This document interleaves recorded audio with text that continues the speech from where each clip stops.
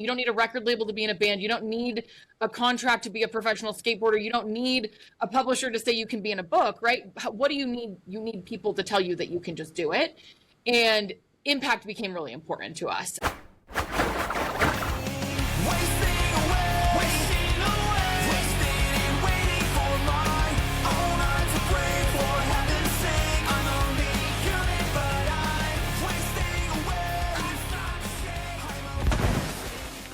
Welcome to Expired Optimism, where real conversations meet real people. My name's Tony, and today's episode is all about creativity, collaboration, and what it takes to bring an idea to real life. I'm joined by Callie Wylie and Kennedy Savant to talk about their book Fascination, the team they built for this project, and about how networking is more than just collecting business cards. What's going on, y'all? How's it going, Tony? Thanks for having us. So, I'll get this question just off the table for introductions. How do you say tour? Oh, no. I should have known that this is how this was going to start. Because I feel like we've had a couple days to figure this out, and I feel like none of us figured it out. That is probably the best opening question you could ask. I say tour, which I've learned from being berated by all of my people is wrong. I say tour. Yeah. Yeah, I say tour. Like I tore a sheet of paper, but it's T-O-U-R. But then, yes, I was on that live stream with y'all, and whoever it was in the comments was like, y'all say tour wrong. It's probably Shane. Shout out to Shane. Shane loves commenting how I speak. Shout out to Shane for correcting my enunciation on words. I'm very bad at syllables. Same. Tour. Shane, here's your plug. Tour. You got your plug, Shane, on how we talk. Exactly. And we're gonna wait to tell who Shane is. We're not even gonna say who Shane is. Yeah, it's a surprise. That's the punishment for giving us a hard time on how to say tour. So, Callie, you're actually a returning guest. You're my first returning guest. So, for those who did not check out that episode, why didn't you check it out? I mean, it's on YouTube, it's on Spotify, it's there. I mean, yeah, you got to scroll to the bottom, but Callie, introduce yourself. Yeah, so my name is Callie Wylie. I am a business coach, keynote speaker, podcaster as well. Spend a lot of time in the confidence space working with people in business to get out of their own way and find their confidence. And from that, it has turned into a really big season of this book, and a lot more than I was ever expecting it to turn into. It wasn't just a book, it's become really a movement. And so, yeah, sitting in a lot of the business coaching space and now in the multimedia world around a book. And Kennedy, I just met you. Not like I met you for the first time, like face to face, like virtually. I've actually been knowing Callie not even that long, like 3 months or so. Yeah. After recording 3 episodes, I lost the guests for an upcoming episode. And I had just started we started following each other on TikTok, and I found out that she had a podcast, and she's like, just do it yourself. Just don't think about it. I'm like, and I was on the verge of just scrapping the whole podcast, and here we are, 19 episodes. So, Hell Kennedy, yeah, I love it. Since you're joining this episode, tell everybody about yourself. Yeah, hi everyone. I am Kennedy Savant. I am a full-time copywriter. I own Savant Copy Co. and have slowly morphed into a ghostwriter. And that's how Callie and I collaborated on the book and kind of how that all spawned. I graduated college a couple of years ago and quickly decided, after working a pretty traditional 9-to-5 all throughout college, I put myself through, that I didn't want to work for anyone else. I was ready to work for myself. So funny enough, Callie and I kind of launched our businesses around the same time. But yeah, I'm coming up on a year old of Savant Copy Co. So it's been more than I could have ever imagined, but in the best way. Well, that's pretty cool. Yeah, I knew that just through Callie that about the ghostwriting aspect of Fascination. Before we get to the book, can you explain what ghostwriting is? And about how that's important to actually writing a book? Totally. So most of the time, if there's a celebrity out there or an influential person, um, and if they put out a book, it's usually written by a ghostwriter. So a ghostwriter is always anonymous, and they are paid an upfront fee to write the book. They usually just come out through like a publishing company is usually how you're paired up with one. And they write as if they are you. So they learn your, deepest, darkest secrets and how your brain works. And they usually, like if it was a memoir style, they're going to write in first person. So I did this, I did that, and tell your story. And yeah, ghostwriters are always anonymous, which I think is, Callie and I have talked a lot about it. It's really interesting to learn all about somebody's life and just become so entrenched with them and then pretend it never happened, right? Most of the time, especially with celebrities and influential people, you're going to be under like really strict NDAs and never be able to talk about that experience. But they're very common. I would say probably 9 times out of 10, especially if we're using, celebrities and influential people as the example that a ghostwriter was involved. Now, I can see how some people may think of ghostwriters as a negative thing, especially like how you just said most ghostwriters are anonymous, and the project that y'all are working on, you're not anonymous. Mm-hmm. You're on this podcast episode talking about Fascination with Callie, and you're up front and center. And I believe that Callie has done pretty well building a team for this project and giving you the stage to present yourself as more than just a ghostwriter, which I think is actually pretty cool. Yeah. So Callie, tell me about Fascination. Yeah. Like, where did this come from? Yeah, so it's funny. It's really evolved. It's really evolved over time. Working with a ghostwriter was always something that knew I would have to do. I tried to write my own book, and I have severe ADHD. I cannot keep a thought. I can't keep a thought process. And so when I met Kennedy, it really created this spark of, I thought what I wanted was a speaking asset. And so initially it really was, I'm a keynote speaker. It was a speaking asset around coaching.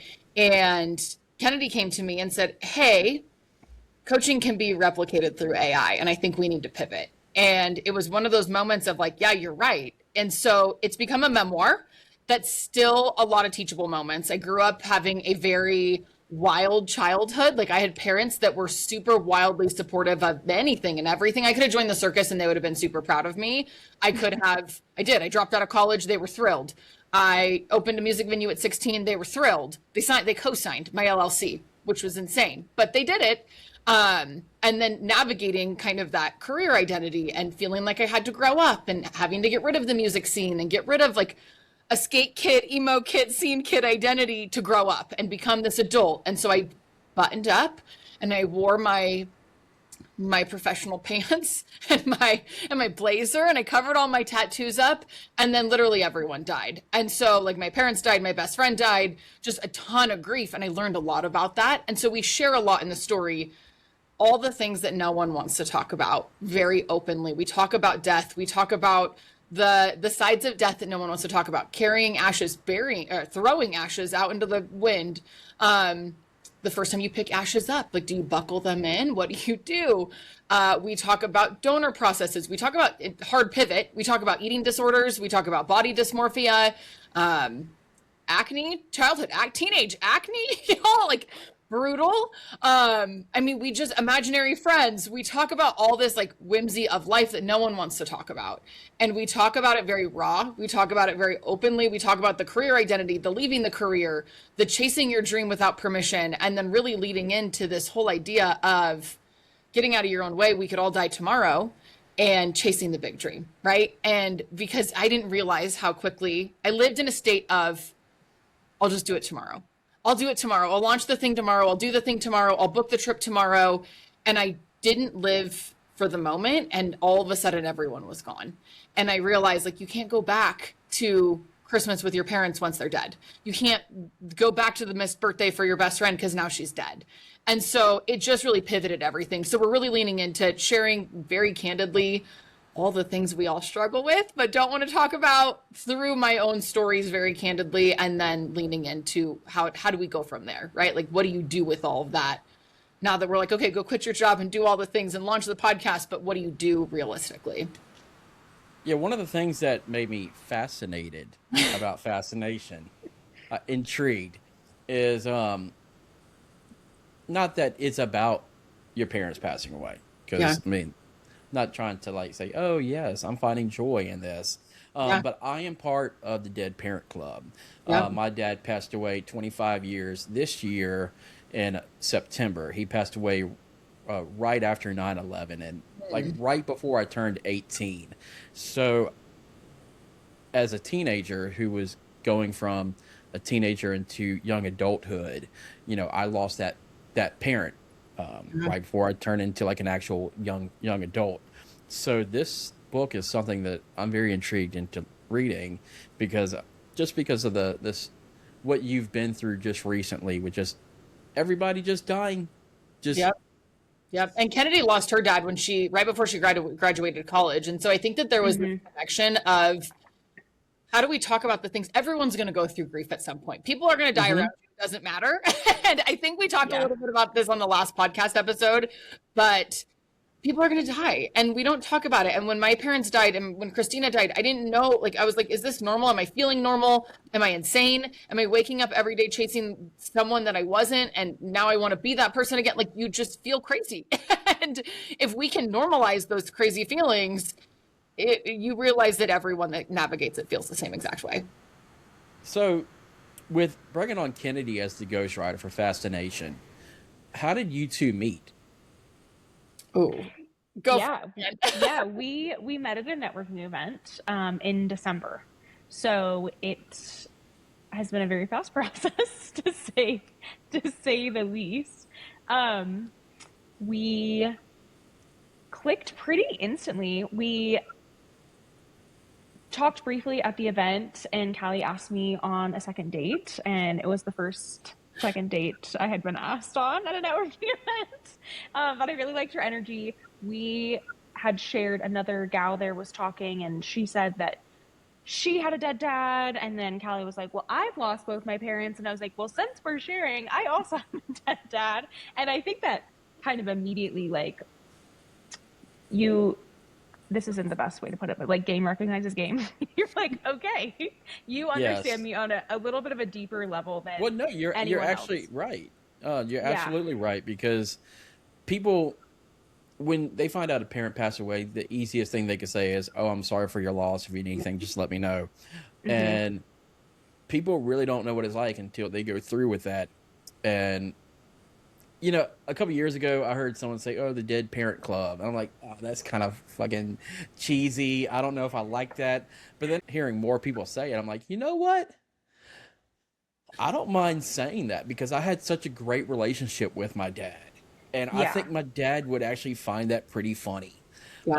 Um, yeah. so I believe that if you do meet someone who has had that type of life experience, it is easy to connect with that person because especially if they've lost both their parents, then they understand it even It's more. definitely this like thing. It's this horrible thing that bonds you almost immediately, right? Hmm. And I think, and a lot of what we touch on in the book too is just grief can feel so isolating, and so Callie's felt that it's really important that we really touch on those bizarre side effects of grief, right? And think, is this normal kind of a thing?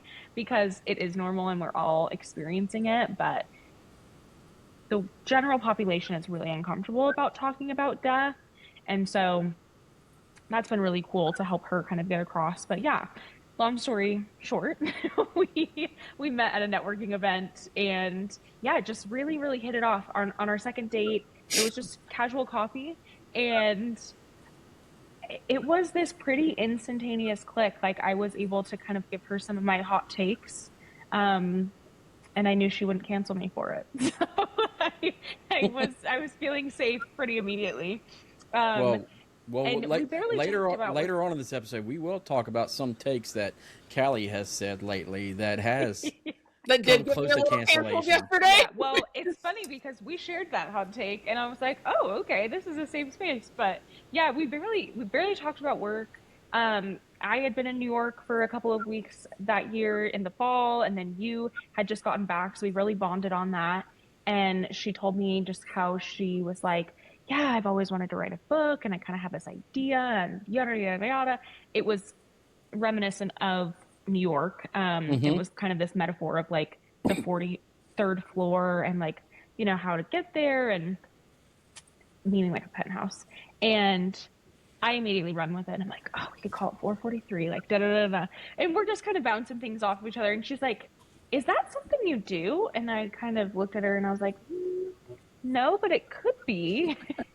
And so that's kind of how the conversation got started. But we both left it at that and um, didn't bring it back up until our second or third date. What should readers expect about Fascination? Like, without giving away spoilers, what should they expect? I think, especially because a lot of where like the title came from, I feel that readers, and I hope that readers can understand it's really important to reconnect with that childhood whimsy and that life, just because we've all grown up, doesn't need to lose that color, right? And I hope that readers can also recognize how short life is and so how important those really colorful moments are and that you should have them every day. So I think kind of getting our whimsy and our playfulness back is what I hope readers kind of feel when they put the book down. Yeah, I agree with that completely. If I had to give a different answer, it would be this permission to freaking send it every single day. And it's kind of going off of that, really. I live in this state that a lot of people think I'm very delusional and they think that I just do crazy things. I mean, I just got back from the East. I did merch for a band for turn two for a week. Didn't know anyone but Shane and really only knew Shane on TikTok. And people think I'm crazy and they think that it's this like delusion. But by the time you're done with the book, if you know my story, you know who I am, you know who my parents are, you realize that once someone is gone, finding that permission to just say yes to anything and everything and put yourselves with different people that you want to build community with and say yes to the opportunities and say yes to the things that like it's the situation with Kennedy, right? Of like, I don't do this, but I could. We use Roman for all of our media, not a lot. I'm like, he would freak out. Shout out, Roman. Yeah, shout out to we use Roman for all of our media. If he listens to this, he's gonna be like, some of the media. And when I went to him and I was like, hey, I want to do a documentary with this, he was like, well, I don't do that. And I was like, you do. And he was like, okay, I do. And so it's just this constant created moment of just, but why can't we? Right? Like, we don't need a publisher to give us permission. We don't need anyone to tell us you have to have this thing to do it. And that really chases through the whole book of just, you don't need someone to say you earned a seat at the table. You earned the opportunity to do something. Just go freaking do it. Absolutely. And I didn't know I didn't know him until he came to do the photo shoots with y'all with the Yep. old truck. And I don't know if it was an episode of your podcast or something where y'all all sat down and y'all were talking about how y'all called him something else, or one of y'all Yeah. said his name wrong. Yeah. And He I'm was like, Noah here for a long time. Because he kept his identity locked. And so he was Noah and he just never corrected people yeah, for like no one. I'm like, yeah, and his company or what he does, what is it called again? he owns Grain and Grit Photography, Grain and Grit Media. Mm-hmm. I feel like you have to be a barber to work with him. I feel like he works with a lot of barbers.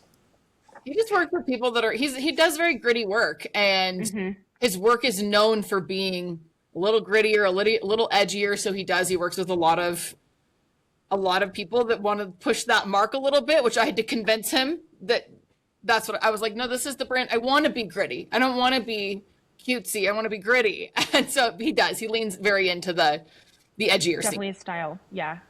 So Yeah. you have built your own team for this project. It's kind of like you have got all the Avengers on your side. You have the do. Ghost Rider. You have the photographer, media. guy. They have you. You are like the inspiration. If you tell me run through a wall, I'll probably run through a wall. We'd all be running through that wall together, Tony. Ultimate hype woman. I don't want to run through the wall, but you'll tell me to run through the wall. I'm like, yes, ma'am. I will run through said wall. It's like, say less, I'm on it. Tell me your concepts of networking, because they're kind of unorthodox a little bit. Yeah. Networking for me, I hate an elevator pitch. I don't give a shit what you do. I don't, which is so rude, right? It's so rude. I don't care. I don't care about your business. I don't care what you do. If I don't like you, I won't work with you. Period. Like, if I'm not a fan, I'm not working with you. And so my whole networking method is I want to know who you are. Tell me who you are. I tend to ask people questions like, what's your coffee order? And then people get a little weirded out. And I'm like, well, not my person. Next. Like, I just have learned through talking to people who they truly are. And I think for me, like, when I can meet someone and I'm like, okay, I click with you as a human, right? I have to click with you as a human first before I ever want to work with you. And that's really what I focus on. And so when I was building out this team, right, like, I met Kennedy and I was like, yes, first of all, Kennedy knows every deep, dark secret. Kennedy knows more than literally anyone in my entire life. Literally, Kennedy knows everything about me, and she could ruin my whole life tomorrow. Roman has quickly learned everything about me in, out, like, I mean, because we're with each other all the time. He's in a vulnerable spot that he is doing all of my media. He's dealing with all of my hangry attitude. He's dealing with my body dysmorphia. He's dealing with anything and everything. And then we have Melinda on the team as well. And Melinda does graphics. She does all of our graphics, a lot of our marketing stuff. She's very hyper. I know. It's like, we have to talk about our girl Melinda, because she's the best. Literally the most creative. Melinda. Yeah. I don't know anything about Melinda. She owns a company called Jaded Designs. She's jaded. She wants to hang out in the background. She doesn't want to be on the forefront. But she does. I mean, she's created stickers that are incredible. She's created media cover. She designed the book cover, the formatting, and just crazy ideas. And so when I'm networking too, like, I'm super intentional. Like, I know where I'm weak. I am not good at everything. I can hype you up and get you to run through a wall, but like, I can't write. I can't design. I can design some. I shoot in live photos. I can't do photos for the life of me. And so when I network, it's really like, if I'm building out a team or I'm building out a community, who fills in gaps, right? Like, who can build this community that's absolutely incredible? And sometimes it's not direct. I mean, I do a lot of networking in the music scene. Like, obviously Shane and I have become very good friends, and like, how can I help support his dream? How does he support mine, right? Like, just what are those connections that you can use to build the dream? And how do you make those friendships to make this worth it? Because if I'm not friends with you, I'm not working with you. It's just, yeah. It's so different, because usually they say, like, if you work with someone, you can't be friends with them. And I'm like, I only work with my people, period.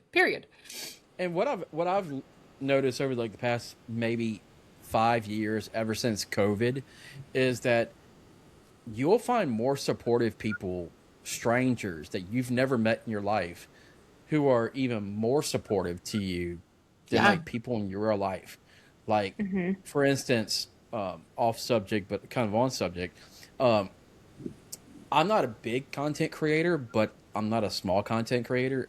I have a pretty good following, and I have I've done pretty well for myself. TikTok monetization actually was really nice last year. It's not like it was last year. This year's, it's weird. I think the new ownership has made it to where you don't make as much, but it's really not about the money. It's actually about showing a creative side about myself. I've met people, complete strangers, through social media platforms that are supportive to me, push my content, and actually get me to the point where I am right now.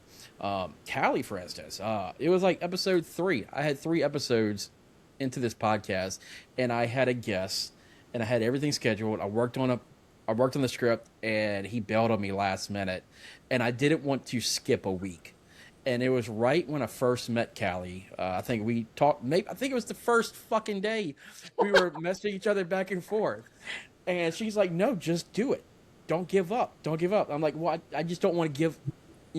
It's either scrap the whole podcast or find somebody last minute. I don't want to find." So I ended up doing an episode by myself, and in return, I asked her to join an episode on this podcast. I think it was like episode 4 or 5 of one of those episodes, and it was actually one of my friends' favorite episodes. They're like, we love Callie. So I was like, I got to bring her back on when the book is officially announced. But yeah, networking is much more than actually collecting a business card. Like I said in the open monologue, that just finding random people online, you can actually build a team that way. Yeah, I mean, Oh yeah. social media is huge, right? I mean, Tony, obviously you and I met through TikTok. Roman and I met on TikTok. We laugh about that all the time, and his whole circle thought he was going to get murdered when he came out here. I mean, Kennedy and I met in person, but Shane and I met on TikTok. Like, that is where Shane and I met. And now his whole circle, like, now we're all collaborating on a ton of different things. It's like, there's so much power in building a community through social media. Like, if you don't have networking stuff in your community, and quite honestly, some of the online community stuff that we've done has become even more powerful than some of the in-person stuff. In person, yeah, yeah. And I think, like, even to your point with, like, you hate the elevator pitch, I hate it too, because it feels like I need to prove myself and prove my worth to the person that I'm pitching to, and we all deserve to have a seat at the table. Like, there shouldn't be this, like, this need to prove. But yeah, I co-sign everything you said. It's more about, like, I think my mindset with networking is more about finding a connection with someone that you really would want to go on a second date with. And the industries might be completely different, but it's never about what you know, it's always about who you know. And so there might come an opportunity where they're like the perfect person in your corner, and you might not directly work with them, but you have somebody else and you can match them up. But it's all due to actually liking that person. At least that's how I refer.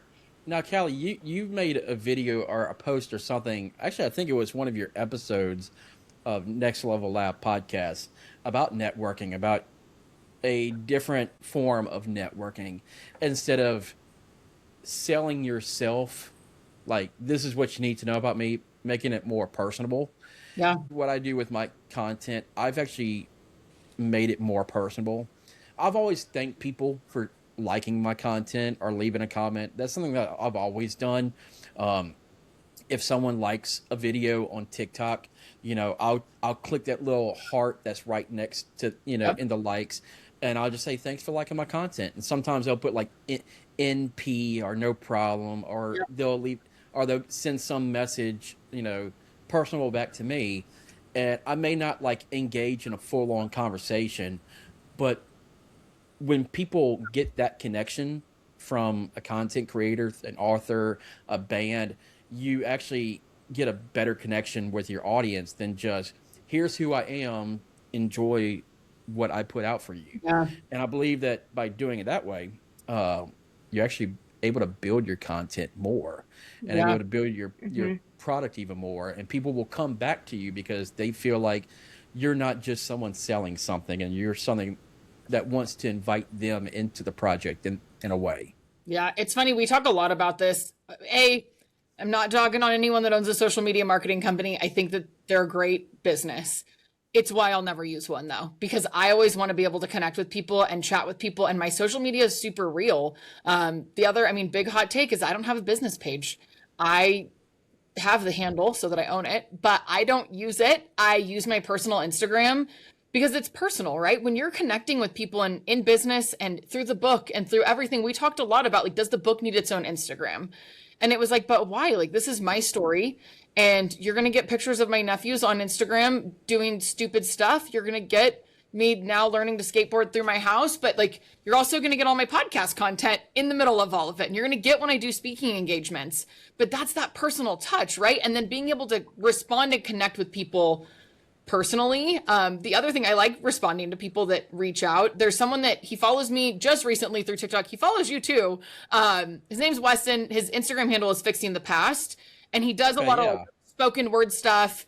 And I mean, I came at him immediately. He liked something, and I was like, who are you?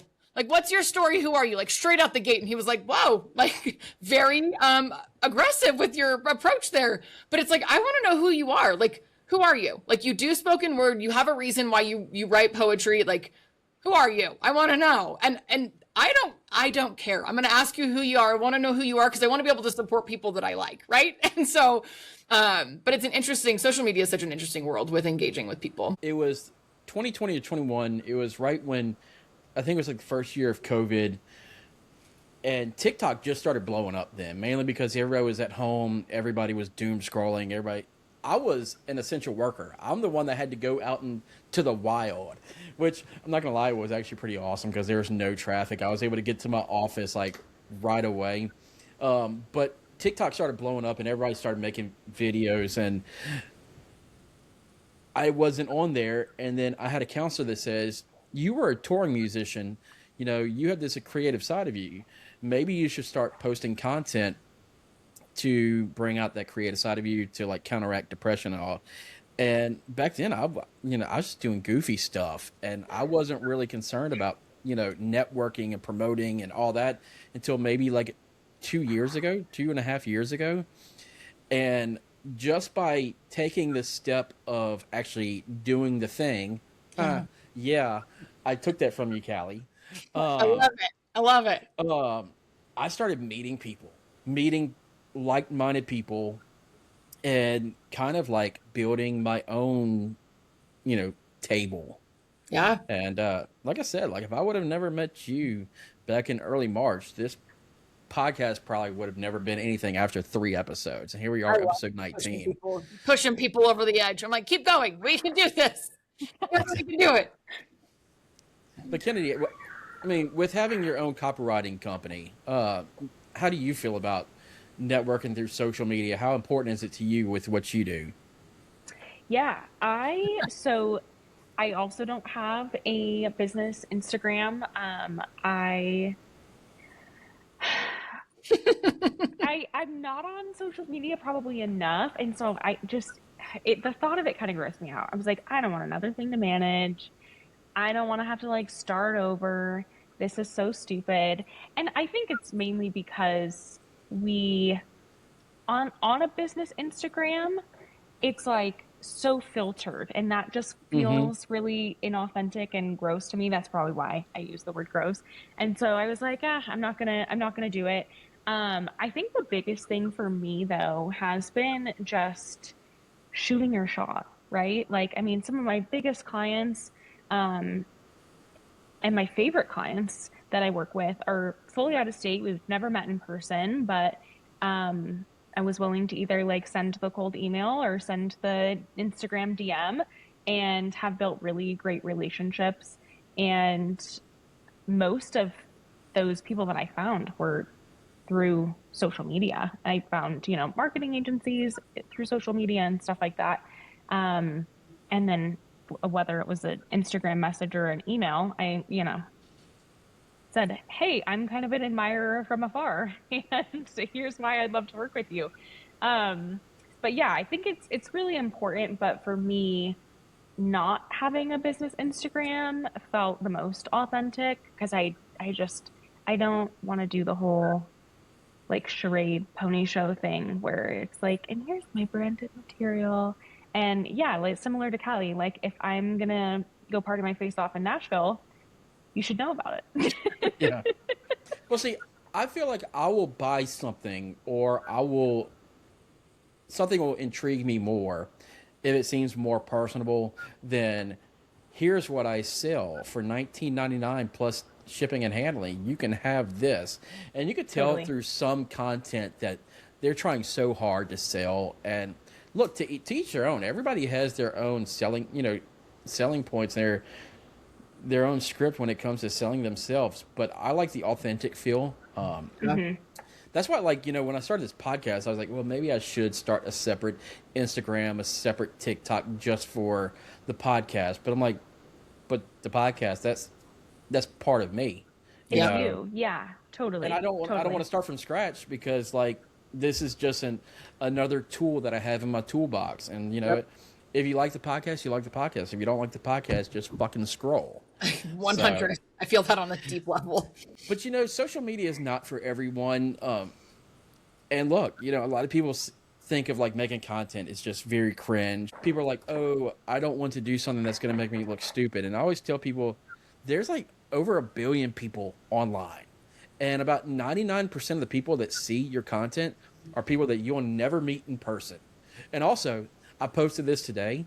Hater views and negative comments still count as views and comments. They do. Analytics. So they still drive those analytics hard. Exactly. So with this Avengers team that y'all assembled, I'm going to keep calling the Avengers team. We've been calling the Lulu crew, and now we've got the Avengers team. So I'm into it. It reminds me of I don't know if y'all seen the movie Endgame, the Avengers Endgame, where like they all like are fighting Thanos, and like they all line up, and it's like that's what I picture of this book tour that you're about to set off on. Tour. So let's talk about this book tour. Yeah. Because it doesn't seem like a book tour. It seems like it's a party. It's just it's one long bender. One 15-city bender across the United States. So who's going on this book tour? Yeah, so there's different parts of the team on different parts of the tour. I mean, obviously Kennedy and I are on we're at all 15 cities. We start October 21st. We end December 6th, I think. So Kennedy and I are on all of it. Melinda's doing the first West Coast tour with us. So Melinda will be Reno, Chico, Redding, Bend, Portland. Melinda works full-time job as well. So does Roman. So we had to piece apart the rest of our team a little bit. The middle part of the tour, to spread it apart. The middle part of the tour, Kennedy and I will be there. Roman will be there. That middle part was when we're filming the documentary. So we fly into Austin early November, through Cincinnati in the middle of November. And that's really where we're going to film a big part of this documentary piece to continue to build this impact of it. And then right now, I think it's just Kennedy and I on this new West Coast part that we just added, the California dates. We literally just added those yesterday, sort of on a whim, but it was one of those things. Isn't everything sort of on a whim with that? It's on the whim. Yeah, I did see that post where it's like, oh, new dates added. Yeah, we added San Francisco, Santa Barbara, LA. I mean, I'm born and raised in California. We've got a huge footprint throughout California, lots of friends in California. And so it was one of those things that just made sense. Kennedy's got a big footprint in the Bay, and we were like, what are we doing? Like, why did we miss all of California? And so we added it back. We added it on in December.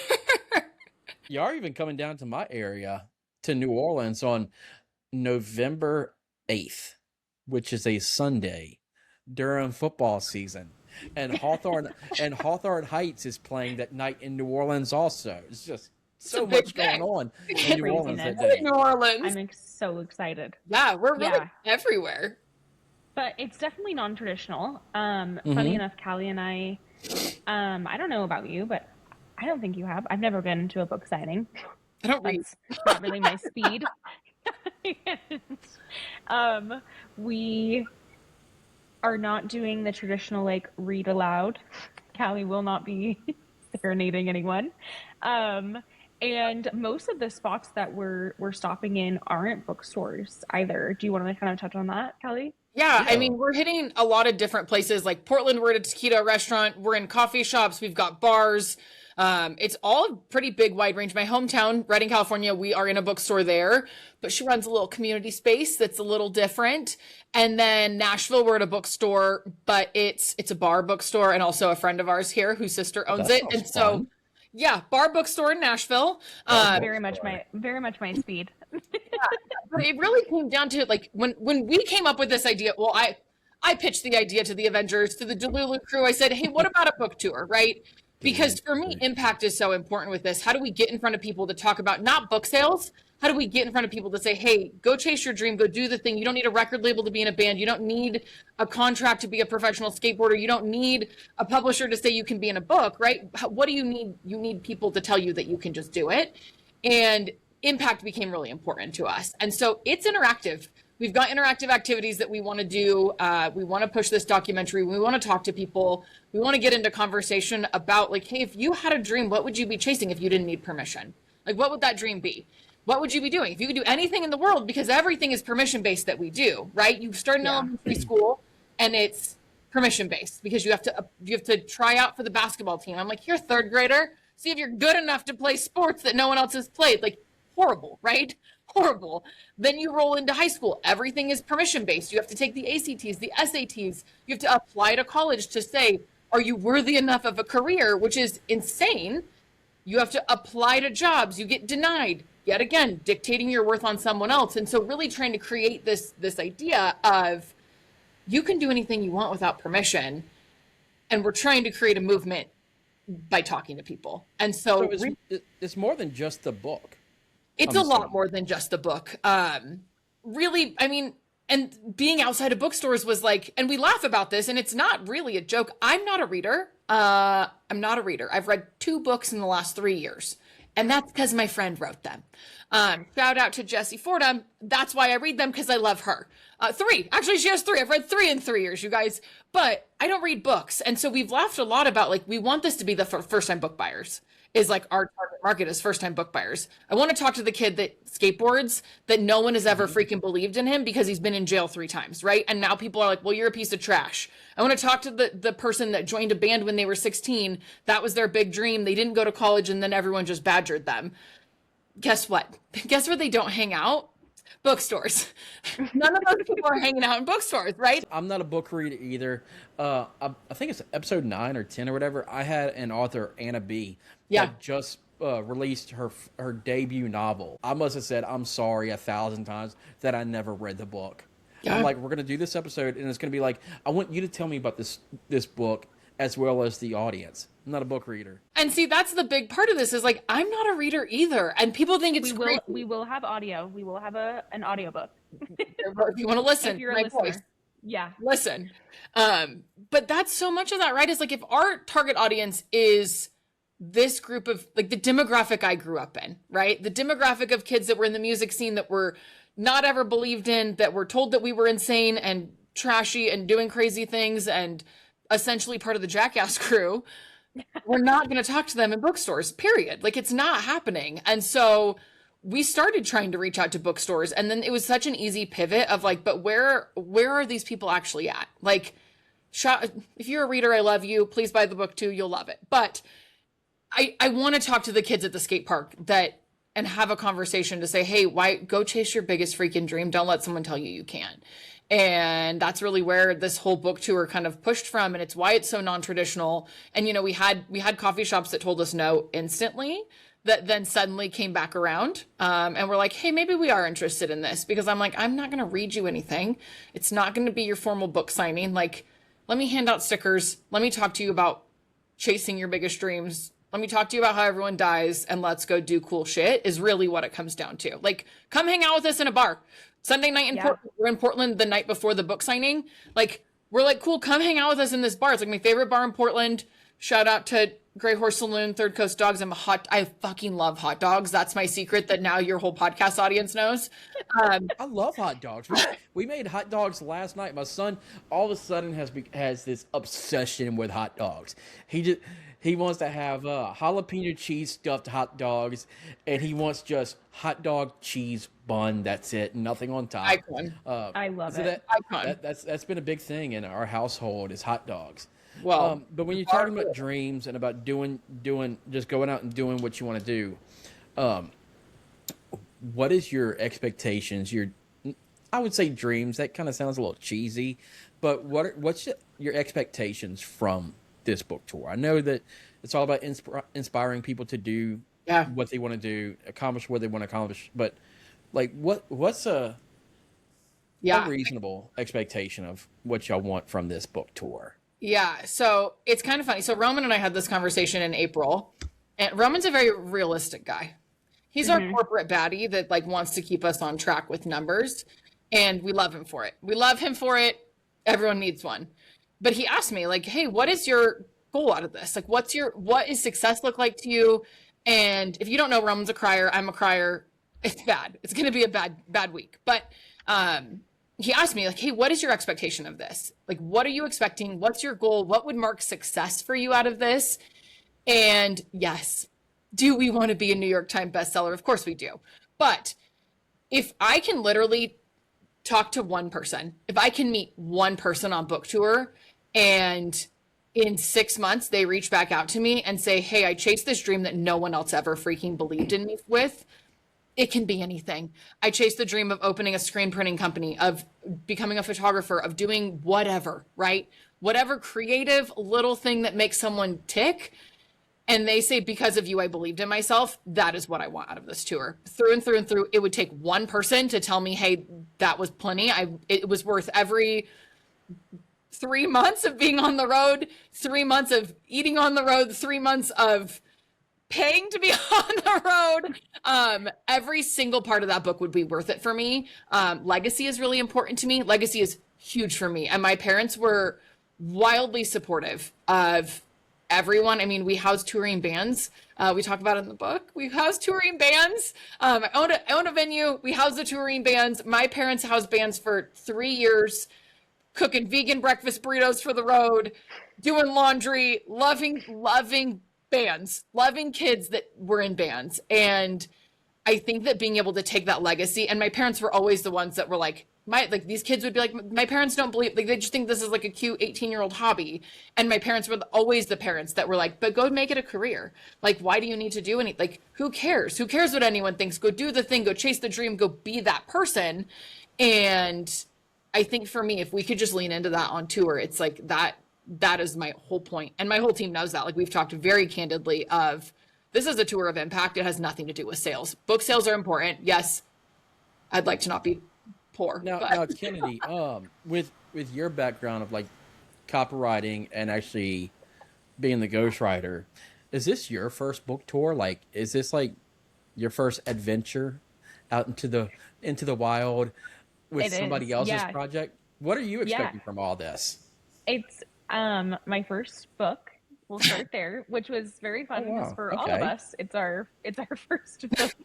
But you have to start somewhere, right? Mm-hmm.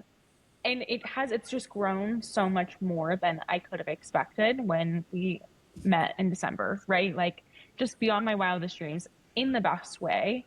I fully agree with everything Callie said. I think, and something I touched on in the episode that Callie and I did together on her podcast was how so often we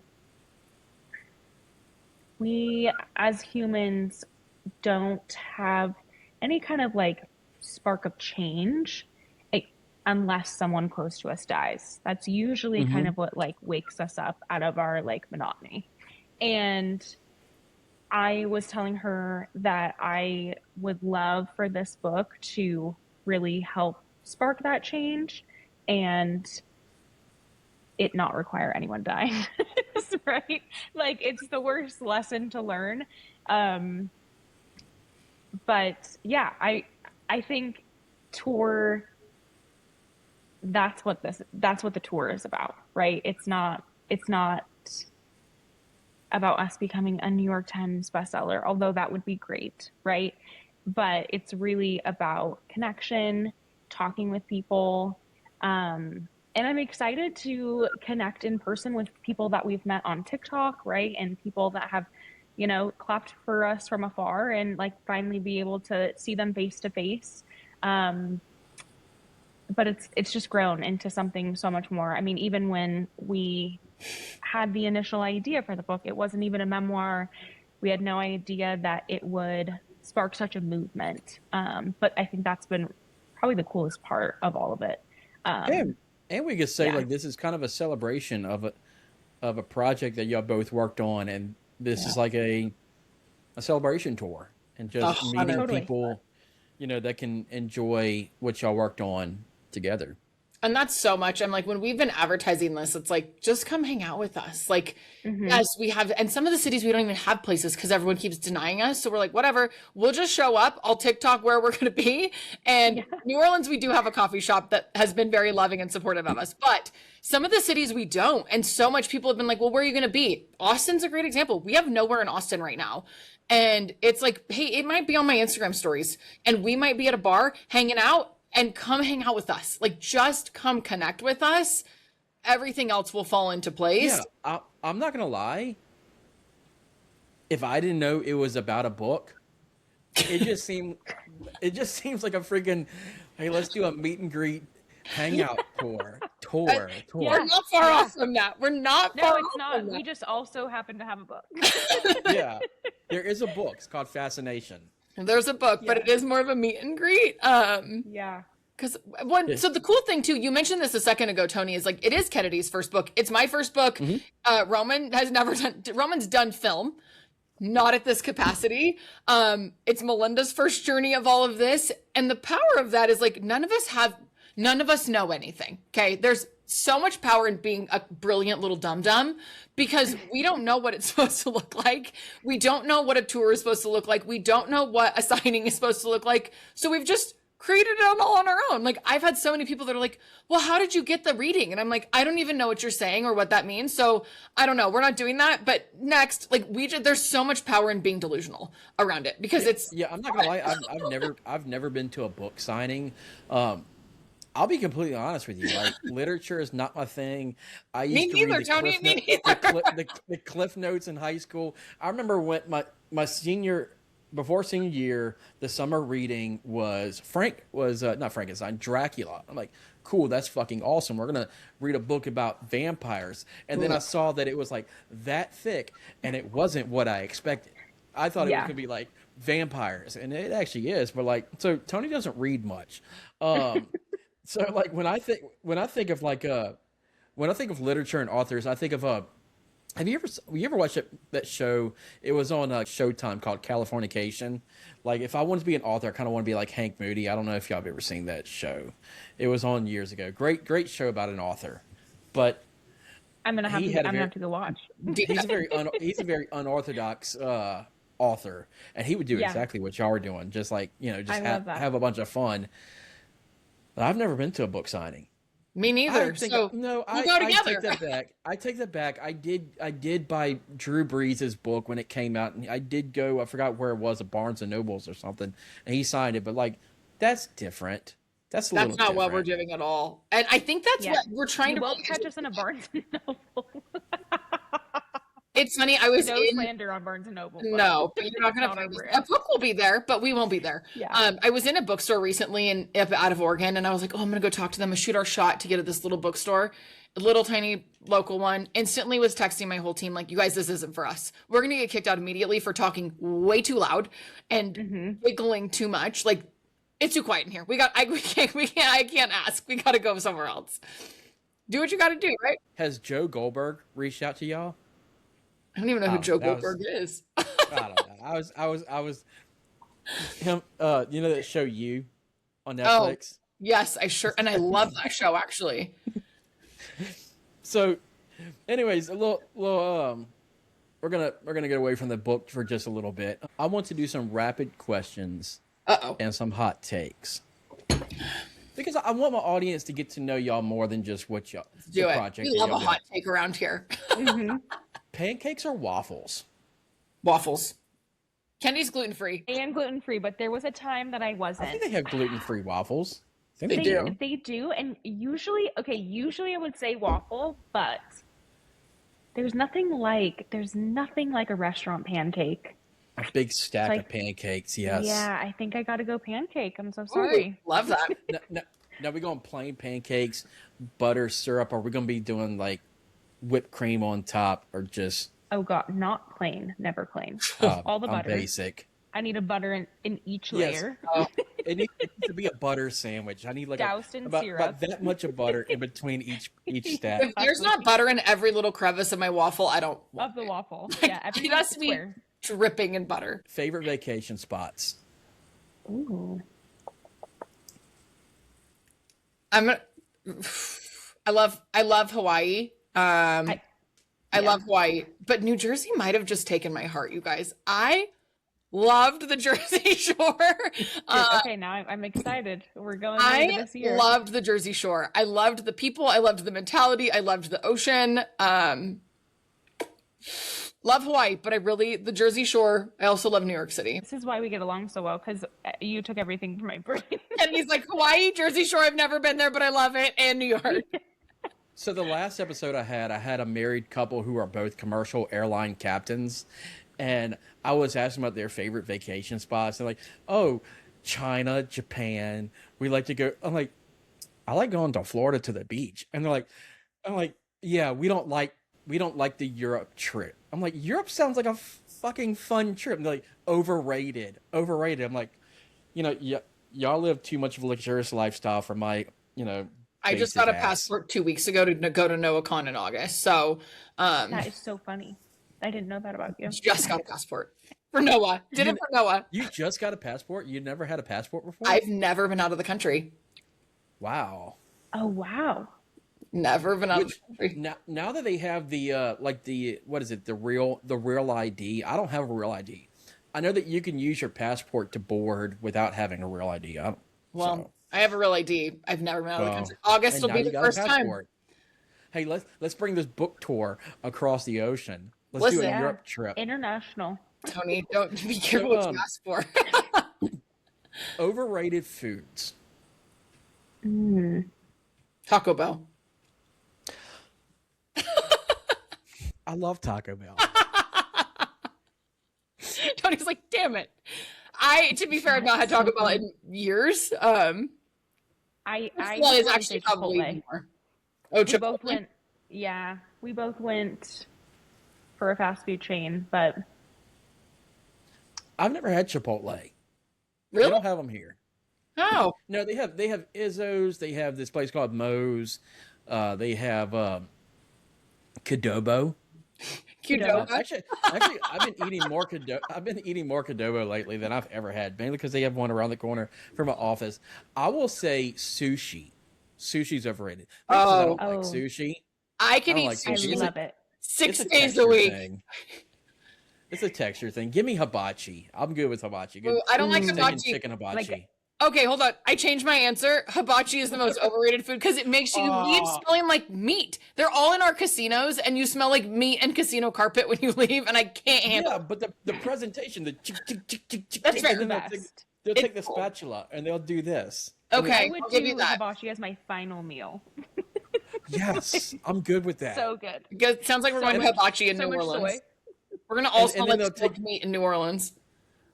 Oh no, they're like, if you're gonna go to New Orleans, don't get hibachi. There's better stuff to eat. Favorite TV show of all time? Oh, this is an easy one for me. Go, Ken.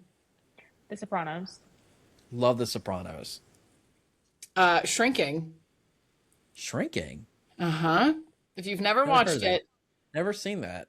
really? Okay, if you, That's on Apple TV, is it not? yeah, Yeah, I don't have Apple TV. I think it's on Apple TV. Look it up. It's dark humor. Actually- It's a lot of death, and it's I hilarious. think I've heard of that show. I didn't know. I've never seen that. The best show I've ever watched. What's yours, Tony? Friends. Oh, Friends all time. okay. Okay, now, all-time favorite sitcom is Friends. All-time favorite TV drama is The Shield. Love The Shield. Favorite reality show? Jersey Shore. I love Jersey Shore. That's Also why when you're like, oh, I love the Jersey Shore, I just think T-shirt time, cabs are here. Okay, so College did I. sport. That's all. I literally was like, I'm coming back with a spray paint shirt. That's Fascination, and it didn't even exist. I was like, okay, the Jersey Shore is not as wild as the show put it off to be, but I did love that show. That show That's came out wild. in 2010, so What a time! I mean, What a time. I can't What's believe you your don't have the spray paint shirts. yeah, and you don't have a blowout, and you know I did get sunburned. Was it- It didn't come back the tan. the Snooki poof. Oh, Yes, I the had that in little- 2010. Yeah. So what's your Starbucks order? We go to Starbucks. I don't go to Starbucks, but when I do, nitro cold brew. I feel I'm like everybody goes to probably- Starbucks. I don't know I'm why I probably, just assumed that. brown sugar shaken espresso. See, I'm extra bougie. It's white chocolate caramel frappuccino, no whip, with caramel drizzle You on top, fancy Oh bitch. yeah, I love this. with a I love it. bacon gouda and egg sandwich, Delicious. and I'll spend $30-something on that because Starbucks is expensive 5 as fuck. star. 5-star. Now, I feel like this is okay. So this has been brought up over the past 4 episodes, and I feel like now it's just become a thing. I did an episode with my friend Morgan. We just rambled on about stuff. Are we surviving the zombie apocalypse? Are we doing that? Or like we're joining that side? Just let me go. If the indoor plumbing and showers are gone, I don't really want to survive. I'm giving up pretty quickly. See, and I feel like I would go in with so much confidence, like an absurd. I would be like, I can handle this. I can handle this. And then I think that I would quickly give up. Like it would be like a 3 days in, and I would be like, nope, nope. I would be like, where are the taco trees? Where are the taco trees? I can't find the taco Yeah. trees. And like, I'm extra bougie. Like, I like to take a shower twice a day. Me too. Like, if I don't brush my teeth twice a day, I feel like I'm dirty. Same. This is I don't just even want to drink condition. tap water. conversation. We just talked about Yeah. this because Roman would like us to hang out in a Winnebago for 15 days with no plumbing, and we were like, "Oh, I'm sorry." Yeah, one of my Airbnb does us better. one thing that pops up on my TikTok often, and I know it's AI generated, is the people in the woods that build like their little house out of like woods, and it's always like, and it's always like, and it's like they take the mud and they make walls, and I'm like, the minute I feel a gnat in my ear, I'm tapping out. Just go ahead and bite me. The minute I have to sleep in a tent, Nope. I live out in the country. I live out in the middle of nowhere, but I am not a country boy at all. Yeah. That is so funny. So the last thing, Callie, I'm going to give you the floor on this. Tell everyone that's watching this everything they need to know about Turn 2. Now, we made sure earlier in the episode when Shane was giving us a hard time on how we said tour, and we were giving Shane a shout out, and I said, you know what? We're not even going to tell anybody what Shane's about until the end. Yeah. So this is I mean, it. like, I will shout out the Turn 2 boys all day, every day. They're a pop punk band, and they are just doing all the things right now. They're playing music. They've got new music videos out. They're releasing new music. They're doing shows. That's why we're going to New Jersey in September, because I can't stay away. I did merch for 3 days, and now I can't be away. I can't be away. I have to fly back across the country. They're a New Jersey pop punk band, and just awesome, awesome humans on top of everything else. Like, there's one thing for me, like, I love music. I've been rooted in the music scene for decades, right? Forever and ever and ever. And there's good music, and then there's good people, and then there's good people that play good music. And Turn 2 really hits that. Like, being able to support people that are genuinely good humans, doing really cool things in the world, elevating other musicians, elevating other bands, being really supportive of other bands is really unique. Like, you don't go on runs that everyone is just being really supportive of everyone. And like, these guys will go on, they'll do anything for anyone else that they're on a run with. They'll do anything for anyone else. Like, that's really special and really unique. And so they've become very good friends. Shane and I are obviously good friends, and you might see him along the way of lives and different things that we're doing and different projects that we have in the pipeline. And you're going to see Turn 2 and different projects that we have in the pipeline coming up. Tony, there's always something I can't talk about yet on the podcast because it's not been released yet. But Turn 2 is going to be around a little bit more in our space, just because we've just built this community, right? It goes back to that, like, we built a community with people, and now it's like, we were just laughing earlier today, like, they had a Twitch thing that they did, Turn 2 did, and it was like, I was like texting Kennedy, I'm like, Turn 2 needs us, like, clock in, girl, clock in. And it's like, we've been laughing about, like, we've built this community that we've got, like, our East Coast community, our weird West Coast community, and then, like, but we've all become one. Like, we're all in one group message now, and it's just this whole community.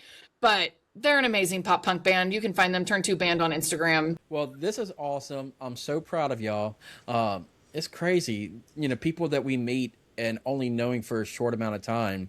Callie, you knew Roman before you met Kennedy, right? Yeah. Yeah. It hasn't even been a full year. No, we laugh about that. I And don't even know like summer versions of these people. I don't and know who you are in the and summer. yeah, and I only met you back in March, Yeah. and here we are. Which is so cool. I such a big supporter of Last that. question. What Avenger are you? Oh God, you're gonna put me on the spot. I don't even know the Avengers, Tony. Oh, I Just know. I'm just say a definitely super Iron Man. Iron Man. I'm gonna flip the question back. Who do you think I am? Because I literally don't think I can name a single Avenger. Question flipped. Not okay. So he's not an Avenger, but he's in that Marvel universe. You are Professor Xavier because you can mind control people to make them do anything you want them to do. I don't hate it. Yeah, not wrong. Like believe in yourself. And you're not okay, but then again, you're not bald, you're not handicapped, you're not in a wheelchair. But I just say that you have that superpower. Tony, I started skateboarding. I might be all of those things by the end of She the might be all of those things by tour. Hey, By you got tour? a month. I might be You got all of those things. So be careful what you wish for. You should have never brought that up in the live stream because I'm about to send you every single extreme skateboarding video I find. I'm like, I want you, this is your goal for September. Yeah, I'm working on it, you guys. But I've like my whole hip is black and blue. That is I've taken a hilarious. few hard falls in my living room. Yeah, Tony doesn't skateboard anymore. That's something I did in my 20s, and every time I try to do something that I used to do back when I was younger, I realized you can't do that. Well, So, I believe anyways. I'm delusional enough to think I can do it. So we're going for it. Well, don't do it before the book tour. Be careful. Go Bubble look at my wrap stories. I was yourself. doing it right before this Bubble- episode. So, Callie, Kennedy, this was a fun conversation. When does the book come out? I should have asked that in the very beginning. Yeah, pre-sale will be late summer, early fall, so August-ish. Book comes out October, so October 9th, October 9th. which was my birthday. Yes, it's a happy birthday to Callie. Oh, my birthday's October 3rd. So, Okay, well, we're Nice. celebrating all week. Yeah. yeah. But October 9th will be the official release, but pre-sale will start in August, and so all pre-sale books will be signed by both of us, so keep us tired. Keep us tired in the garage signing 8 million books is our goal. So everybody watching this, below in the description, you're probably gonna have to click read more. You're probably gonna have to click the read more to bring everything down. Click every button on the bottom. Click all the socials. Follow everybody, because I believe that y'all are gonna have some interesting stuff over the next we're already halfway through the year. Yeah. Yeah, the second half of the year is wild, so come hang out with us and stay tuned for what's happening next year. It's like Bon Jovi. Whoa, we're halfway there. Yeah. Feels like that, actually. It does. It does. So, anyways, this is Expired Optimism, Real Conversations Meet Real People. If you enjoyed this episode, make sure that you like, subscribe, comment on this episode, tell a friend, tell a neighbor, tell your mom, tell your dad. Click all the buttons below. And if you didn't like this episode, you can write a strongly worded letter to the HR department. I'm sure they'll get back to you. But anyways, Callie, Kennedy, I'm excited about this because I feel like it's not a book tour. I feel like it's just one big party. Thank y'all for joining me. And this Thanks, is Expired Tony. Optimism. Thank you. Wasting